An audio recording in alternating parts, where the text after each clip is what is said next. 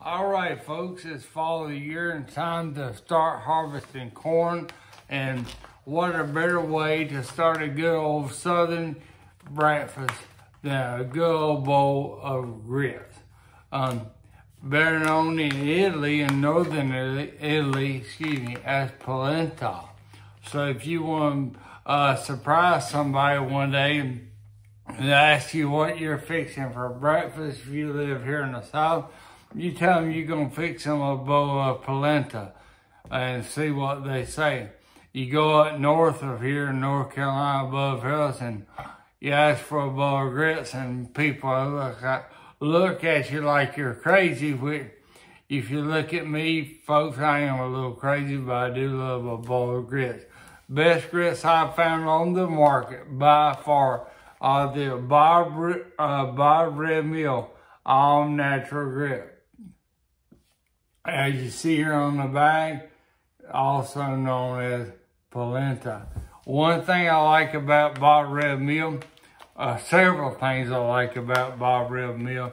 One thing about it, if you look up at the top real close, it says it's an employee-owned company.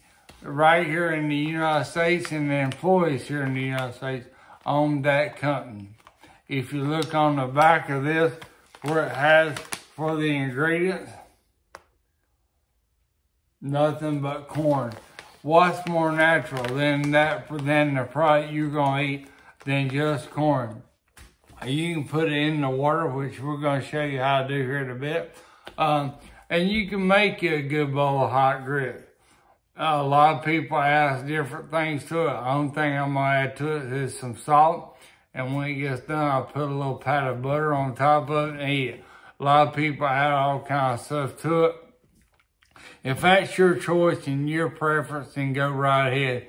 But if I'm gonna eat something all natural, I'm gonna try to keep it that way best as possible.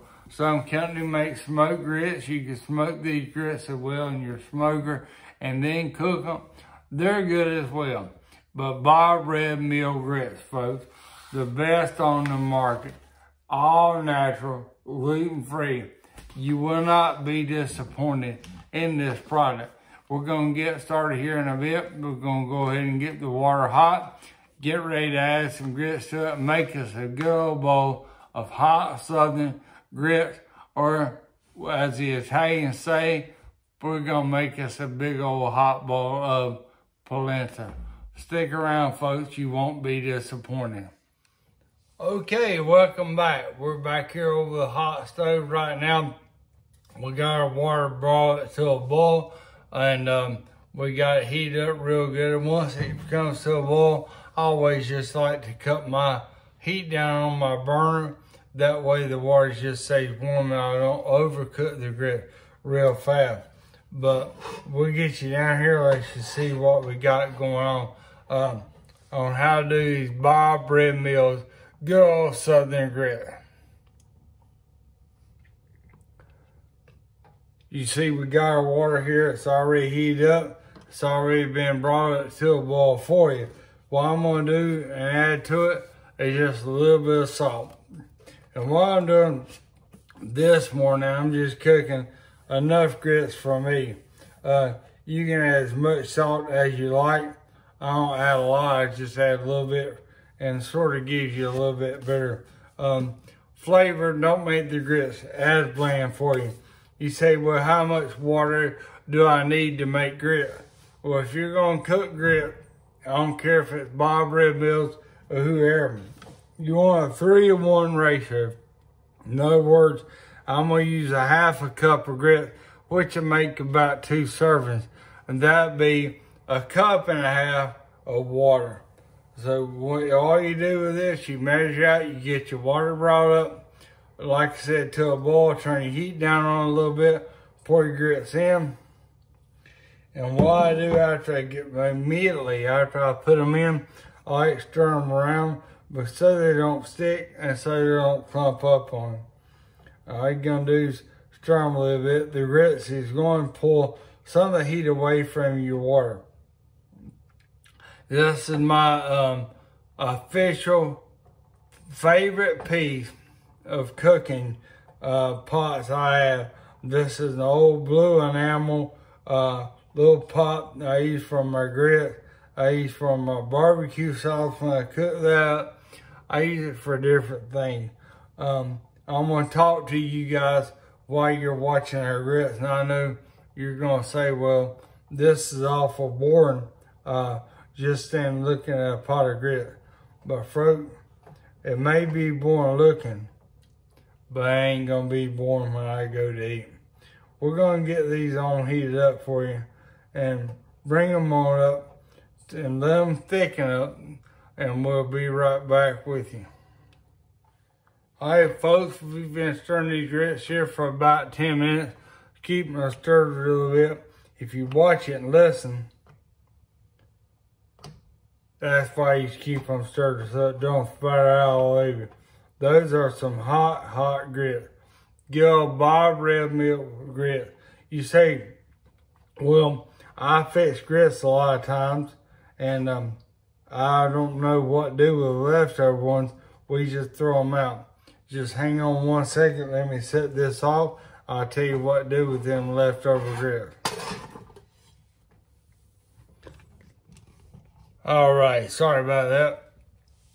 You got leftover grits that you finished up. You cooked a big pot going morning, and everybody's eating breakfast. They all have enjoyed their grits that you made for them. But you got, a few left over. Well, folks, it's real easy. Take their grits and get you a little plastic bag or a piece of saran wrap once your grits have cooled down. And put them in that saran wrap and make them in like 2 inches wide by about 4 inches long. How you like that? Measure that out on the screen, you'll see it. 2 inches wide by 4 inches long. But it's about the size of a little hash brown you probably pick up, somewhere at the grocery store, the pre-made hash browns. Well, what you're going to do, you're going to square them grits up, make them about a 1/2 inch thick, wrap them up in that plastic wrap or a sandwich baggie, put them in the refrigerator, leave them in there overnight. In the morning, you won't eat breakfast and you don't want to cook more grits. No, you don't take them and put them back in water. Once you get done frying up your bacon or your country ham, I like to use my bacon grease. I dump the excess oil out of my frying pan, add a little oil into it, add a little bacon grease. Don't fill it all the way full. I just like to get the pan covered real good with a little bit, a tad bit in the bottom of the pan.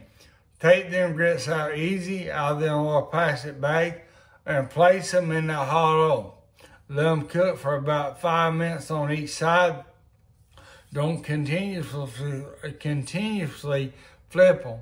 Cook one side, 3 to 5 minutes on one side. Flip them over for 3 to 5 minutes. They'll get good and golden brown.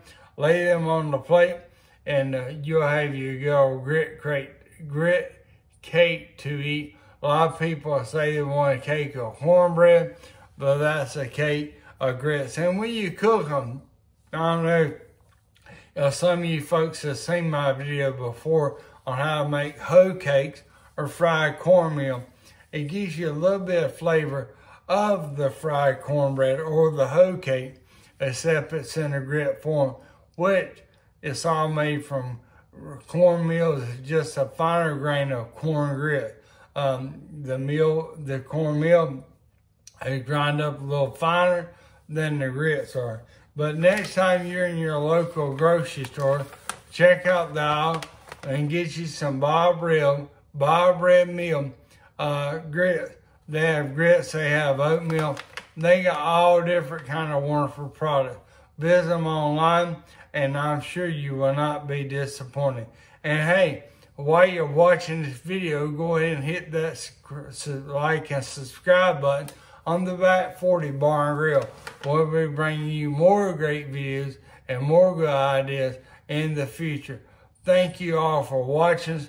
May you always put God first in your life and always have the grit not to quit. Thanks for watching me.